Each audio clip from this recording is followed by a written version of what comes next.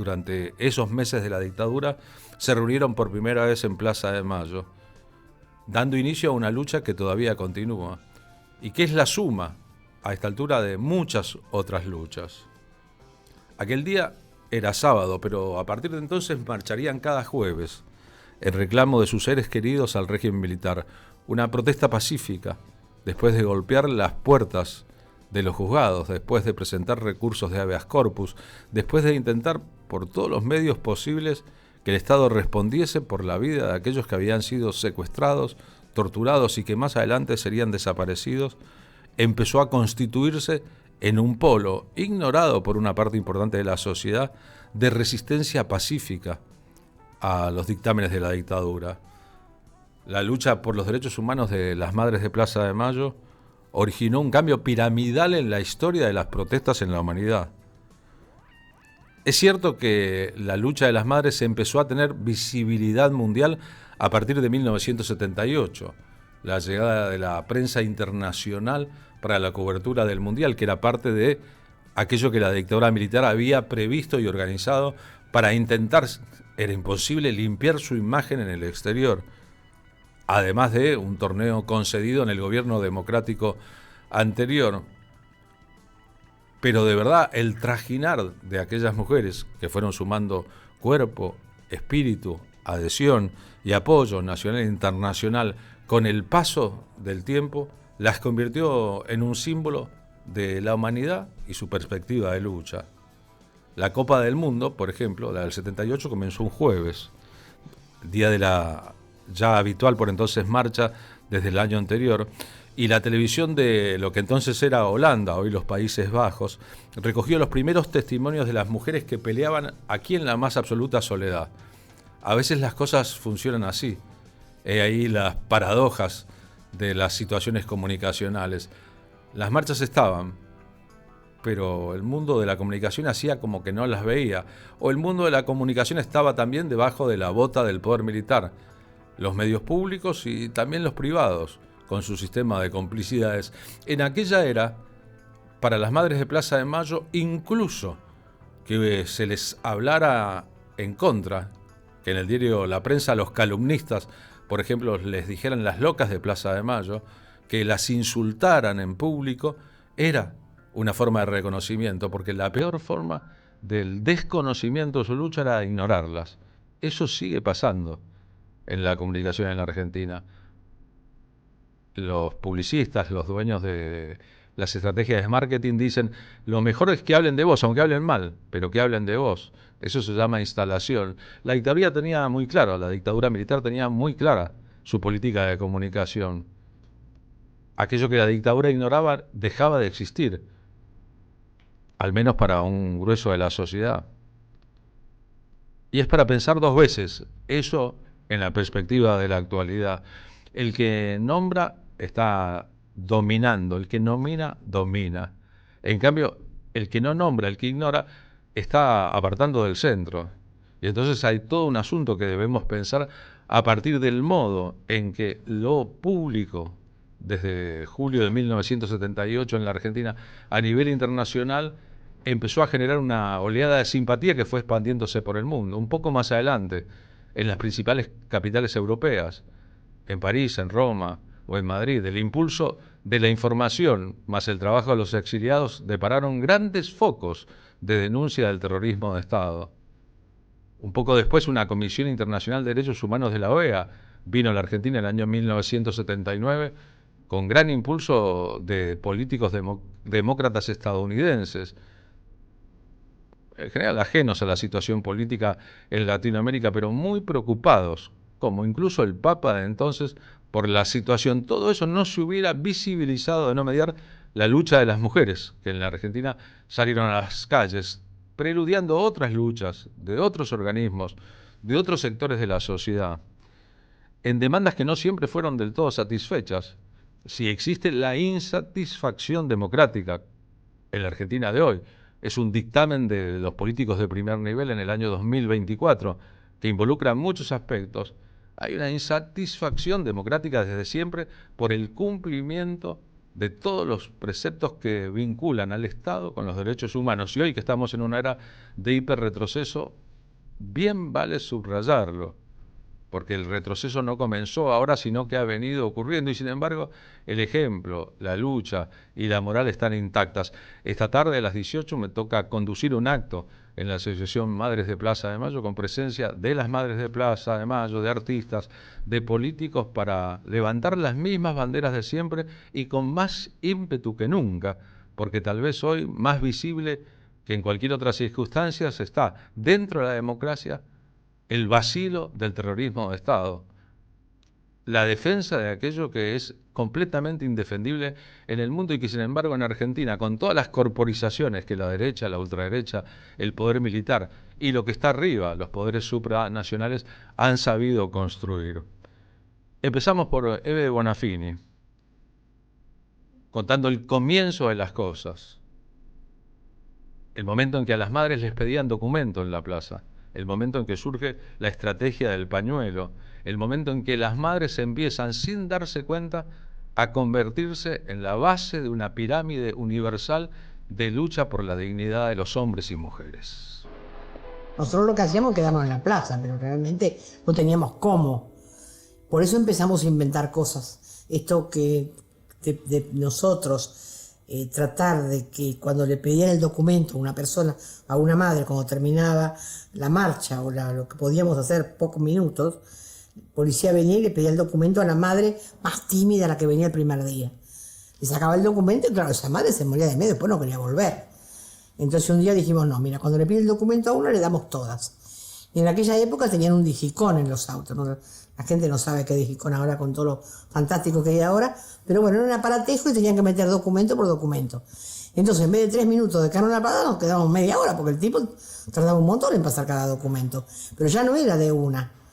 Ya eso nos hacía cada vez más unidas, porque ya no era de una, era de varias. Entonces, un día que le dimos como 300 documentos, el tipo se hartó, dijo, basta, ¿qué vamos a hacer con estas minas? No podemos. Entonces nos empezaron a llevar presos. Y sí, otra vez de a una.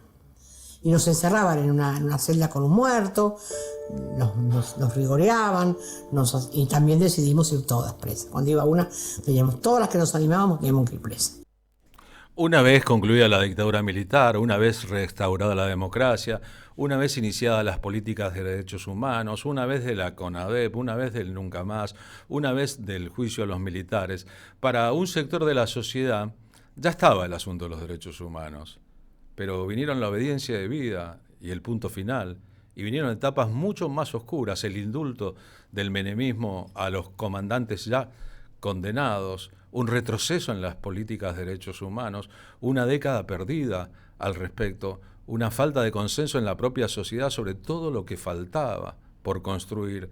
E hizo falta que se diera vuelta la página de un siglo, el siglo XX, que comenzara el siglo XXI con sus turbulencias.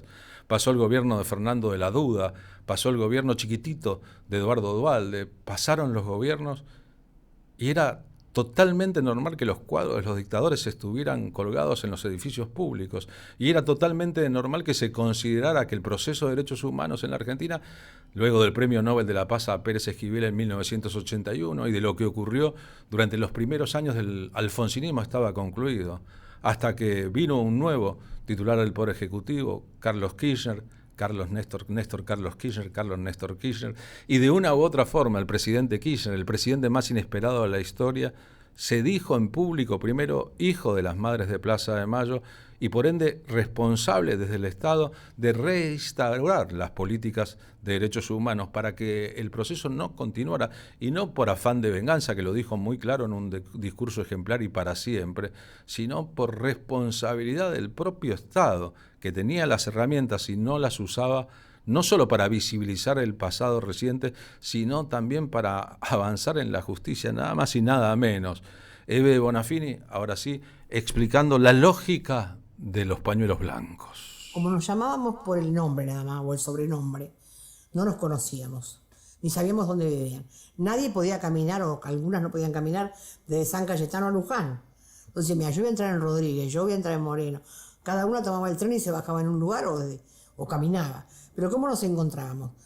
Ya habíamos empezado a trabajar en grupo, ya éramos un grupo. y para que nos vieran, si no, sos invisible.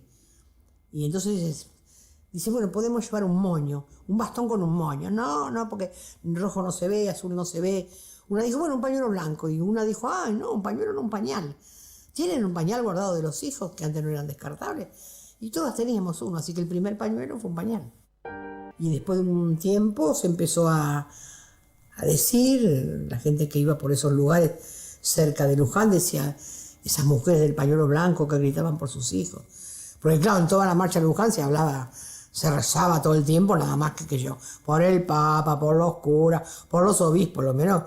Entonces nosotros empezamos a gritar, a rezar fuerte y a pedir por los desaparecidos. Y ahí no nos acompañaba nadie, pero nos tenían que escuchar. Ahí no nos acompañaba nadie, pero nos tenían que escuchar. No eran que quisieran escuchar, era que las voces se elevaban, era que se gritaba, era que la prepotencia de la demanda era tan fuerte, porque estaba basada en la justicia, que no se podía hacer oídos sordos. Un periodista chispita, a sueldo de la Casa Rosada por entonces, inventó las locas de Plaza de Mayo creyendo que insultando a las madres con la palabra loca las definía. Y la verdad que tal vez les hizo un favor. La locura, en medio de la normalidad de la crueldad, es una de las formas de la lucidez. La vulgaridad para algunos es normal, escribió Charly García. La locura es poder ver más allá. Y las madres miraban más allá, miraban muchísimo más allá.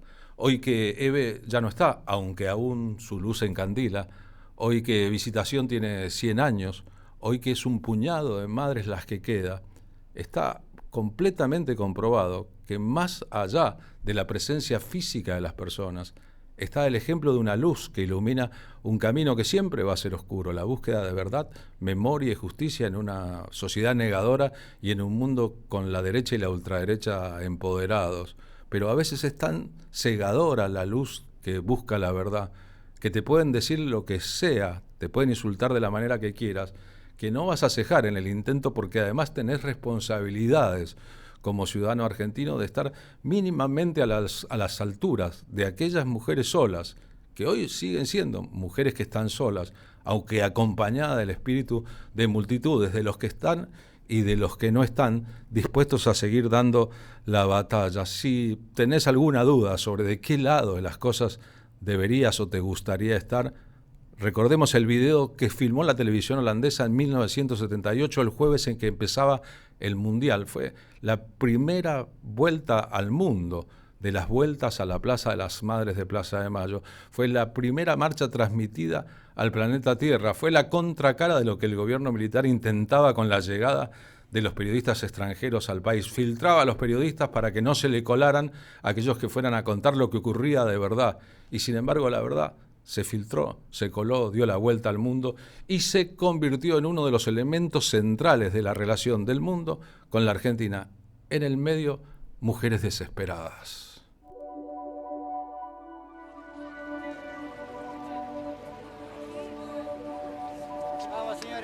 Por favor, vamos. ¿No ve que dice que tenemos un mundial en paz? El gobierno dice que ustedes son mentirosas. ¿Nosotros somos mentirosas? ¿Qué? ¿Estamos mintiendo de que los hijos desaparecieron? Está todo comprobado. En el Palacio de Justicia están todos los testimonios. En el Ministerio de Hacienda tiene todos los testimonios y todas las denuncias. La Policía Federal tiene todas las denuncias. Está todo testimoniado. Eso lo que el gobierno diga, no es que dice mentira, miente. Hace 2 años que estamos así, 2 años. Dice que se autosecuestraron en particular. Allanaron 4 veces mi casa. Me llevaron y me torturaron para que dijera dónde estaba mi hijo. Esa es la Argentina que tenemos. Queremos todos, no los queremos a uno, a mi hijo. Yo quiero a todos los hijos de todas las mujeres. ¿Cuántos son ustedes? Miles en todo el país, miles.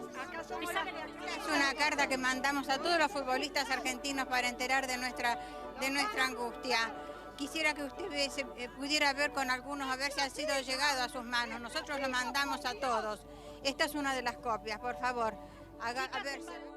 Qué emoción ver las imágenes, cuando las madres estábamos más desperdigadas, cuando estábamos sufriendo todavía la desaparición y asesinato de las 3 compañeras, aparecieron los holandeses, a darnos esa mano increíble y así nos conoció el mundo. Cada uno decía lo que quería, como lo sentía, lo que le pasaba dentro.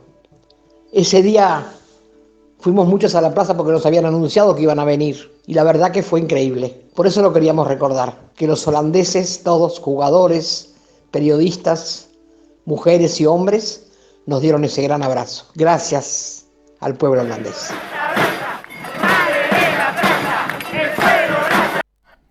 Las pestes pasan, las pandemias pasan, los gobiernos pasan, los payasos pasan, los payasos siniestros pasan, los asesinos pasan, la historia se mueve.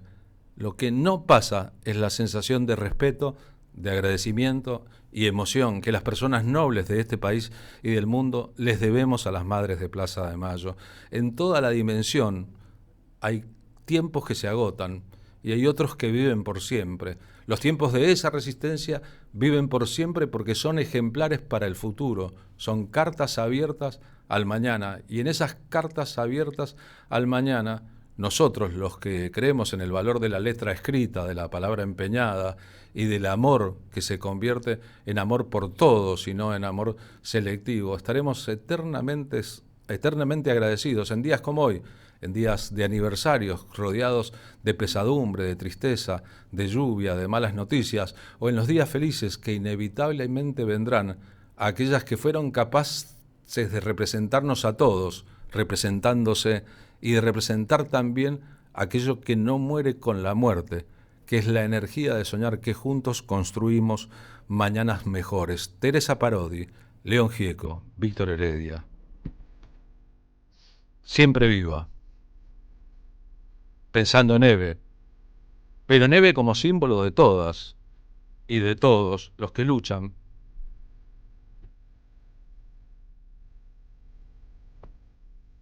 Los que sueñan, los insumisos, los inconvenientes, los que dicen y hacen,